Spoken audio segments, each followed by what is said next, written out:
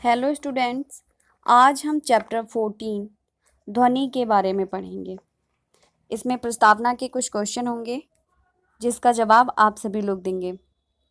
पहला क्वेश्चन है, पृथ्वी पर सबसे जागरूक प्राणी कौन है? तो पृथ्वी पर सबसे जागरूक प्राणी जो सोच समझकर अपने कार्य को कर सकता है, अपना अच्छा बुरा जानता है, तो वो कौन है? मनुष्य है। उसके बाद सेकंड क्वेश्चन है हमारा, मनुष्य में कितनी ज्ञानेंद्रियां पाई जाती हैं? तो मनुष्य में ज्ञानेंद्रियां क्या होती हैं? जिससे हम देखने का कार्य कर रहे हैं, सुनने का कार्य कर रहे हैं, स्वाद चखने का कार्य कर रहे हैं, महसूस करने का कार्य कर रहे हैं। ये सब हमारे मनुष्य में पाई जाने वाली ज्ञानेंद्रियां होती हैं और मनुष्य में 5 ज्ञानेंद्रियां पाई जाती हैं। नेक्स्ट है, इन 5 ज्ञानेंद्रियों के नाम बताइए। तो 5 ज्ञानेंद्रियां कौन कौन सी हैं हमारी? आँख, जिससे हम देखने का कार्य करते हैं, कान, जिससे हम सुनने का कार्य करते हैं, नाक, जिससे हम सूंघने का काम करते हैं, जीभ, जिससे हम स्वाद लेते हैं, और लास्ट है हमारी त्वचा, जिससे हम महसूस करते हैं। नेक्स्ट है, कान का कार्य क्या होता है? तो कान का क्या कार्य होता है? कान सुनने का कार्य करता है। नंबर 5 है, मनुष्य अपने कानों के द्वारा जो कुछ सुनता है उसे हम क्या कहते हैं? तो जो कुछ भी हमें सुनाई देता है उसे हम क्या कहते हैं? ध्वनि। आज के हमारे टॉपिक का नाम भी ध्वनि है। आइए सबसे पहले ध्वनि के बारे में जानते हैं। हम सभी जानते हैं कि चिड़ियों का चहचहाना या सड़क पर दौड़ते हुए वाहनों का हॉर्न बजाना या घड़ी का टिक टिक करना, ये सब क्या होता है? ये सब ध्वनि है। नेक्स्ट है, ध्वनि की उत्पत्ति। तो ध्वनि की उत्पत्ति कैसे होती है? आपने देखा होगा कि जब हम रबड़ को खींच कर छोड़ते हैं तो उसमें क्या होता है? उसमें कंपन होने लगता है, तो हमें हल्की सी ध्वनि सुनाई देती है उसमें। और जब वो थोड़ी देर के बाद कंपन बंद हो जाता है, मतलब रबड़ स्थिर हो जाती है, तो ध्वनि सुनाई देना बंद हो जाती है।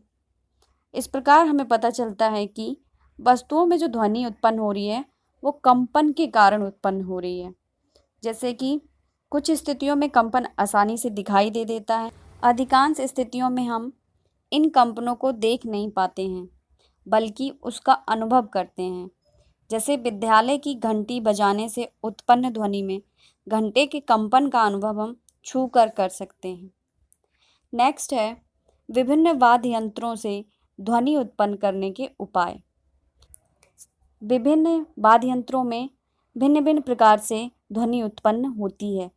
जैसे कि तबले में आघात पहुंचाकर, यानी उस पर धप धप की आवाज़ करके, बांसुरी, बीन, शहनाई आदि में फूंक मार करके। इस प्रकार हम कह सकते हैं विभिन्न वाद्य यंत्रों में या वस्तुओं से ध्वनि उत्पन्न करने की 4 विधियां होती हैं। नंबर 1 है आघात। जैसे कि हम ढोलक या तबला आदि बजाने के लिए उस पर क्या करते हैं? आघात करते हैं और फिर कंपन होता है, उसके बाद हमें ध्वनि सुनाई देती है। सेकंड है तारों को खींचकर छोड़ने से। जैसे कि आपने सितार, गिटार या वायलिन देखा होगा, इनको हम तारों को खींचते हैं और खींचने पर क्या होता है? ध्वनि उत्पन्न होती है। नंबर 3 है रगड़ने से। रगड़ने से अर्थात वायलिन। वायलिन में हम क्या करते हैं? उस पर एक अलग दूसरे तार वाली वस्तु, मतलब तार वाली वस्तु से हम उस पर रगड़ उत्पन्न करते हैं, जिससे हमें ध्वनि सुनाई देती है। नंबर 4 है फूंक मारने से। जैसे कि आप सभी ने देखा है शहनाई है या बांसुरी है, इसमें हम जो ध्वनि उत्पन्न होती है कैसे होती है? फूंक मारते हैं तो ध्वनि उत्पन्न होती है। नेक्स्ट है कंपन एवं तरंगे।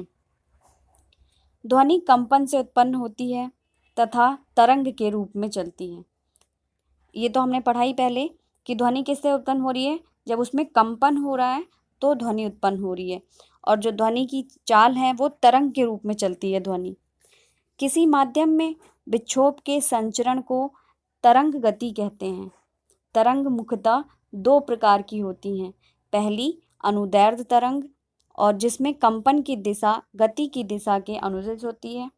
तथा दूसरी अनुप्रस्थ तरंग, जिसमें कंपन की दिशा गति की दिशा के लंबवत होती है।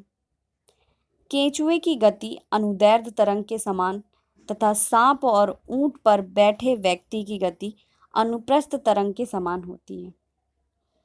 नेक्स्ट है आवर्तकाल। कंपन करने वाली वस्तु द्वारा एक कंपन, मतलब जो वस्तु कंपन कर रही है उस एक कंपन को करने में जो समय लगता है उसको आवर्तकाल कहते हैं। नेक्स्ट है आवृत्ति। प्रति सेकंड किए गए कंपनों की संख्या आवृत्ति कहलाती है। इसका मात्रक SI में हर्ट्ज होता है। नेक्स्ट है आयाम। कंपन करती हुई वस्तु का अधिकतम विस्थापन, अर्थात कि उसने जो सबसे ज़्यादा दूरी तय की है वो उसका आयाम कहलाता है।